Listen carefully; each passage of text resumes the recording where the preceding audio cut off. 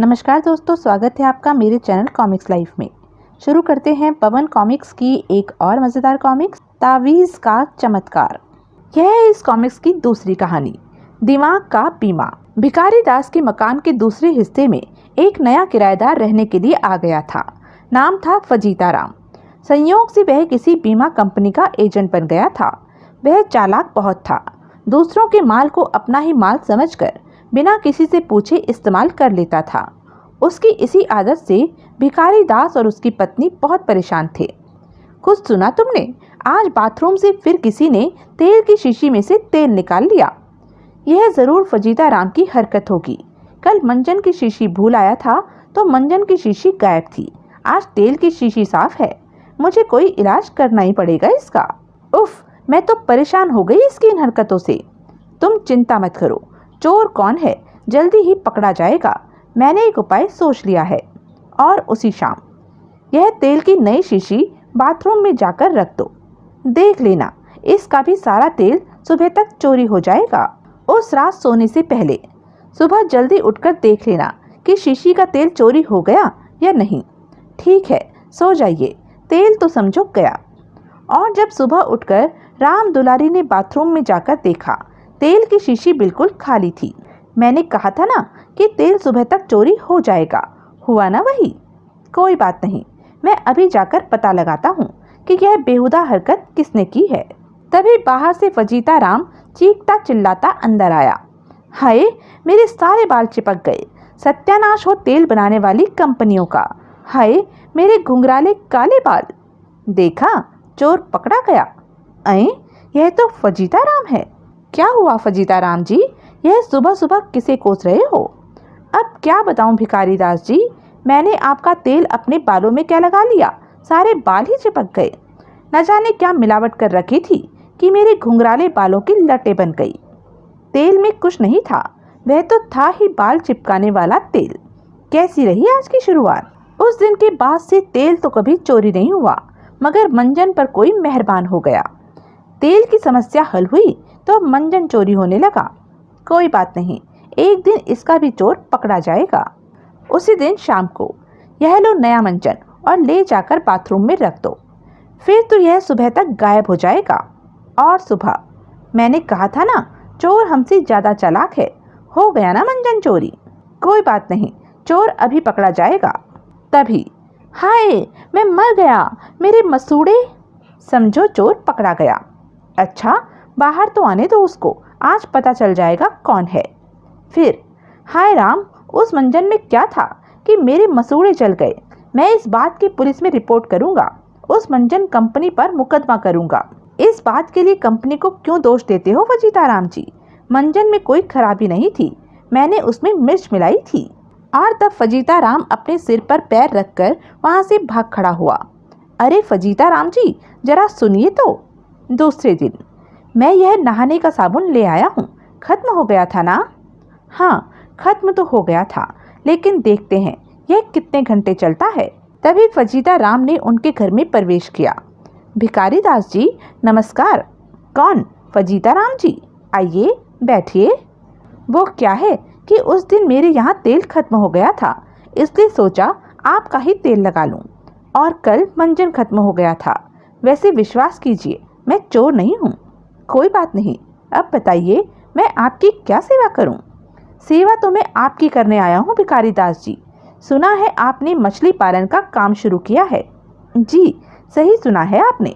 मैंने 2 तालाब बनवा कर उनमें मछलियां पाली हैं। फिर तो आपका बहुत खर्चा आया होगा इस काम में। जी हाँ, 20,000 रुपये के करीब तो लग ही गए। फिर तो आपने बहुत बड़ा रिस्क लिया है। मान लो कोई अगर एटम बम यहाँ छोड़ दे तो आपकी सारी मछलियां मर जाएंगी और आपको बहुत नुकसान होगा। फिर क्या किया जाए? आप ही कोई सुझाव दीजिए। आप तुरंत बीमा करवा लीजिए। अगर एटम बम पड़ने से आपकी सारी मछलियां मर भी गई तो आपको पूरा हर्जाना बीमा कंपनी देगी। यह आदमी तो मूर्ख है। एटम बम जब गिरेगा तो क्या सिर्फ मछलियां ही मरेगी? हम सब क्या बच जाएंगे? बहुत ही मामूली किश्त आपको देनी होगी। अगर एटम बम न पड़ा तो क्या दी गई रकम हमें वापस मिल जाएगी फजीता राम जी? न, वह रकम तो बम गिरने पर ही वापस होगी। आपके बीमे से अच्छा उपाय तो हमने सोच रखा है, जिससे कई गुना लाभ भी हमें मिलेगा फजीता राम जी। वह क्या? हम उन पैसों से तालाब के किनारे पेड़ लगाएंगे, जो सूखने पर महंगे भी बिकेंगे। वह तो ठीक है, लेकिन मछलियों का क्या होगा? एटम बम से मछलियां तो मर ही जाएंगी। अरे वाह, वे तो पेड़ पर चढ़कर अपनी रक्षा कर लेंगी। और इस बात पर फजीता राम खिलखिलाकर हंस पड़ा। आप भी कमाल करती हैं भाभी जी। मछलियां का हाथी हैं जो पेड़ पर चढ़ जाएंगी। वे 21वीं सदी की मछलियां होंगी फजीता राम जी। बिल्कुल झूठ, मैं यह बात साबित कर सकता हूँ। अच्छा, आप यह साबित कीजिए कि अगर एटम बम पड़ा तो आप और आपकी बीमा कंपनी बची रहेगी। तब हम सोचेंगे बीमा करवाने की बात। तब फजीता राम को खाली हाथ ही वापस लौटना पड़ा। यह नारी तो बड़ी चतुर है। खैर, मैं भी बीमा एजेंट हूँ, इतनी आसानी से पीछा नहीं छोड़ने वाला इनका। और दूसरे दिन ही मछलियाँ तो पेड़ पर चढ़ जाएंगी, पर गायें कहाँ जाएंगी? इसका तो आप बीमा करवा ही लीजिए भिखारी दास जी। इसके लिए भी हमने सोच रखा है। जितनी हम बीमे के लिए किश्त देंगे, उस पैसे से हम एक सीढ़ी बनवा लेंगे। जब एटम बम गिरेगा तो हमारी गायें छत पर चढ़कर बैठ जाएंगी। ठीक है ना? असंभव, गायें भी कहीं सीढ़ी पर चढ़ सकती हैं। क्यों नहीं चढ़ सकती फजीता राम जी? आदमी चांद पर चढ़ सकता है, मछलियाँ पेड़ पर चढ़ सकती हैं, तो गायें छत पर क्यों नहीं चढ़ सकती? बड़ी चालाक औरत है, कैसे भी बात नहीं बनने देती। इस तरह तो बीमा होने से रहा। आप हताश न हो फजीता राम जी, हम किसी न किसी चीज का जरूर बीमा करवाएंगे, लेकिन उसके लिए सोचने का कुछ समय दीजिए। अगली सुबह फजीता राम स्नान करने के लिए भिखारी दास के बाथरूम में घुसा। इस मकान में रहने का और कुछ फायदा हो न हो, पर मुफ्त की चीजों का बड़ा फायदा है। मुफ्त का तेल, मंजन और साबुन भी। वाह, फिर वाह, कितना बढ़िया साबुन है। आहा!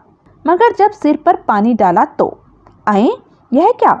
मेरे तो सारे बाल साफ हो गए। यह कैसा साबुन था? हे भगवान, अब मैं क्या करूं? और तब बेचारा फजीता राम अपना सिर तौलिए से ढककर बाहर निकला। अरे फजीता राम जी, यह आपने आज अपना मुंह क्यों ढक रखा है? यहाँ कोई नहीं है, सिर्फ अपने पड़ोसी हैं। यूं ही? हाँ, तो आपको किस चीज का बीमा करवाना है? अपने दिमाग का। दिमाग का बीमा, जिसमें केवल गोबर भरा है? क्या खास बात है आपके दिमाग की, जो बीमा कंपनी इतनी बड़ी रिस्क ले? इनके दिमाग का ही तो कमाल है, जो आप किसी को अपना मुंह दिखाने लायक नहीं रहे। वरना कपड़ा हटाइए अपने मुंह से। मुफ्त का माल क्या गुल खिलाता है, जरा अब घर जाकर आईने में अपनी शक्ल देखना। और तब फजीता राम ने गुस्से में भरकर अपने सिर से तौलिया हटा दिया। तो आपने किया है यह धोखा मेरे साथ, मैं भी तुम्हें देख लूंगा। हाँ हाँ, थाने में जाकर हमारी रिपोर्ट कर दो। हा हा हा हा। दूसरे दिन, अरे वाह, ये कैसा चमत्कार! हाँ, आज तो फजीता राम सारे साल के लिए साबुन, तेल और मंजन ले आया है। अंत में चलो, अच्छा हुआ, देर आया लेकिन दुरुस्त आया, और मुफ्तखोरों को एक सबक भी मिल गया।